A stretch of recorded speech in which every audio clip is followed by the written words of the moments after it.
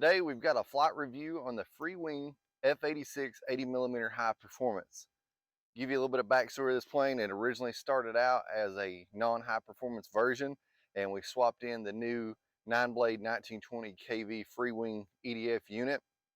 Something I want to mention, the older model like this normally came with an 80 amp Freewing ESC. The new one comes with 100 amp. However, on the post-flight review, I'll show you the readings that we get on the new unit to see if you need to upgrade the ESC as well. This plane's been out for a while. However, I think it's overlooked sometimes because of that. It's probably one of the better first EDFs for a scale model that people don't consider sometimes, just because it doesn't get the spotlight that it used to. That being said, it's a pretty scaled down model. There's not any lights on it. Doesn't have trailing link suspension on the main gear, just got normal suspension. However, all that stuff creates a better flying bird. So let's take a look at the equipment before we take it up for our flight review flight. We've got an Admiral 6S 5050C pack. We're using a Lemon 10-channel receiver, no gyro. We've also got a satellite tied into it. And we'll have our KCRC performance analyzer to give us the top speed. So let's go ahead and get the F-86 in the air and get this flight review completed. Taking off.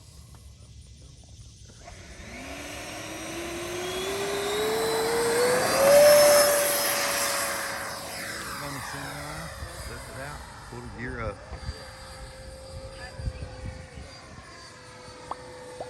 That yellow shows really good in the daytime. So even though this plane doesn't have lights, you still have really good visibility with this yellow Jolly Roger paint scheme on this plane. A little turbulence up there today.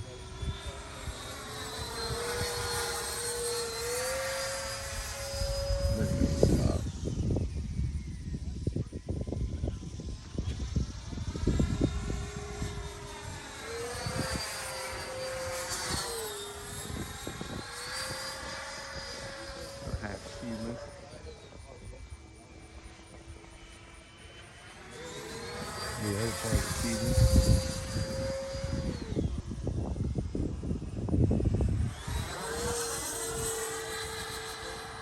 Bring it around. And we'll come back towards us.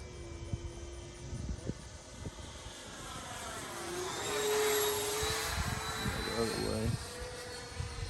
Time remaining 2 minutes.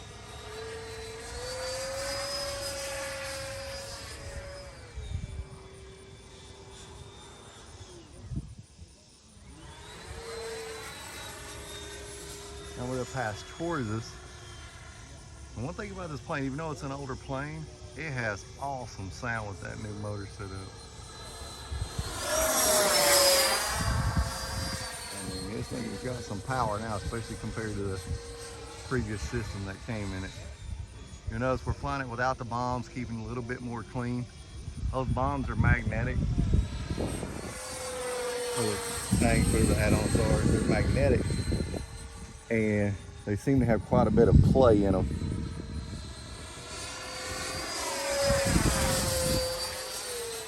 So with the turbulence we got up there today, it seems to be moving the plane around a lot more using them.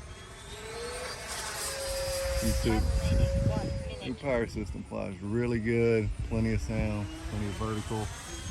That pass we made coming this way, we'll put some screenshots up on the screen in the post-flight review to show the top speed we got.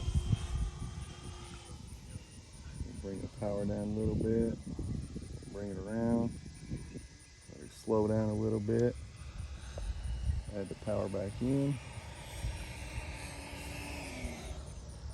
Put it down, let it roll out. Let it get down there and get really slow. This thing has a fairly narrow landing gear, so you got to be careful when you're on the ground about it tipping over. And also, it doesn't have trailing links, so the suspension's not as soft.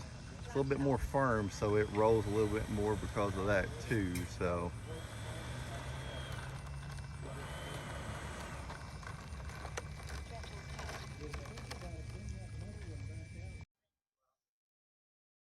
Now we finished up our flight with the F-86. Let's look at a few parameters. First, we're going to go ahead and check the cells on the battery.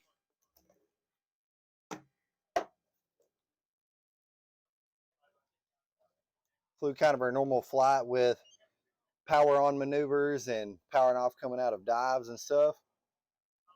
We landed with 44% on the battery, so plane's very efficient in the air.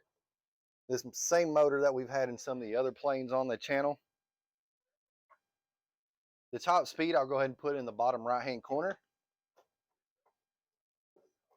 So overall with this bird, as I've kind of mentioned earlier, it's definitely a good scale trainer. You know, if you're not really wanting to get into a sport jet, but you want something easy to fly, maybe your first jet, or just a good flying plane overall, the F-86 definitely has it. We had talked earlier about this plane was originally an older one that had the previous motor, and we swapped that out. Now in the bottom left hand corner, I'm going to put the readouts that we got on the test with the new motor. You can see the low timing and the medium timing was below the 80 amp ESC, and then the high timing was right at 80 amps. So you could probably still run it with the 80 amp that originally came in here and just do a motor swap. If you do go with the new 1920 kV and you want to upgrade the ESC and you're buying one from Motion RC, you need to go to the F-86 and buy the ESC for this model. Let me show you back inside here the reason why. The ESC on this model actually sits up near the battery tray right here. So the ESC actually sits right there, and that causes it to have a short power lead, and the leads going to the motor are actually a lot longer. So that's why they have a specific ESC for this plane, because it has shorter power leads and longer motor leads. Next thing we'll do is talk about the flight characteristics. Very stable in the air, very docile. When I say docile, I actually use some higher rates on this plane than I use on some of the other models, because the control surfaces are actually a little bit less aggressive than most of the planes that you'll find in this range. You see, when we came down, the suspension soaked up the little bit of bump that we had on the mains. And overall, just as talked about, a good flyer. This plane's pretty much all business because it doesn't have very much scale on it. If y'all enjoyed the flight today, go ahead and push like on the video. If you want to see future videos, subscribe to the channel while you're here. I appreciate y'all watching, and we'll see you on the next one.